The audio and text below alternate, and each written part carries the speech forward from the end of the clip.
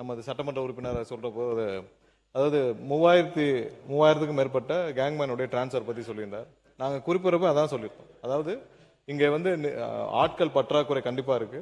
பற்றாக்குறை காரணமாக ஒரு சில இடங்களில் அவர்களுக்கு தேவையான பேக்கப் ஆள் இல்லை, அதனால டிரான்ஸ்ஃபர் பண்ண முடியல.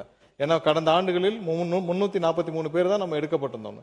ஸோ அது ஒரு முக்கியமான விஷயம். அடுத்ததாக ஏதோ செய்தியாளர் சந்திப்பின் போது ஏதோ தடித்த வார்த்தைகளால் ஏதோ முறைகேடுகள் அப்படிலாம் சொன்ன மாதிரி சொன்னார். நாங்கள் வந்து சும்மா பொத்தாம் பொதுவாலாம் யாரும் எதுவும் சொல்லலை.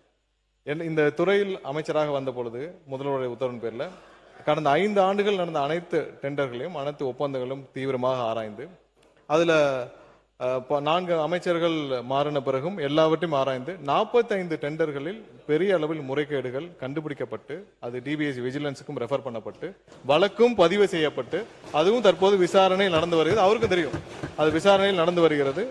அது இல்லாமல் இப்போ வந்து கடன் வாங்கப்படும்.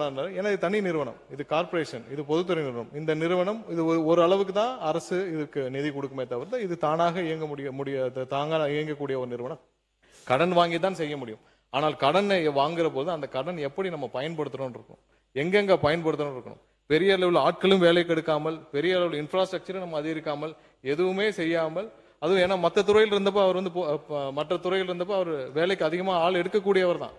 ஆனால் இந்த துறைக்கு வந்த பிறகு போக்குவரத்தில் இருந்தப்போ நிறைய ஆட்களை வேலைக்கு எடுத்திருக்கிறார்.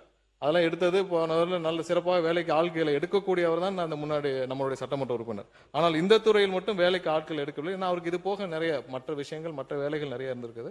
அதனால கண்டிப்பாக இது கடனை வைத்து தான் சமாளிக்க முடியும். அதை எப்படி பயன்படுத்தணும் இருக்கு. கண்டிப்பாக ஒவ்வொரு ரூபாயும் மக்கள் பயன்பாட்டுக்கு இந்த வாரியத்திற்கு சரியாக பயன்படுத்தப்படும் என்பதை தெரிவித்துக் கொண்டு என்னுடைய பதில் உரையில் எல்லாவற்றையும் விரிவாக விளக்கம்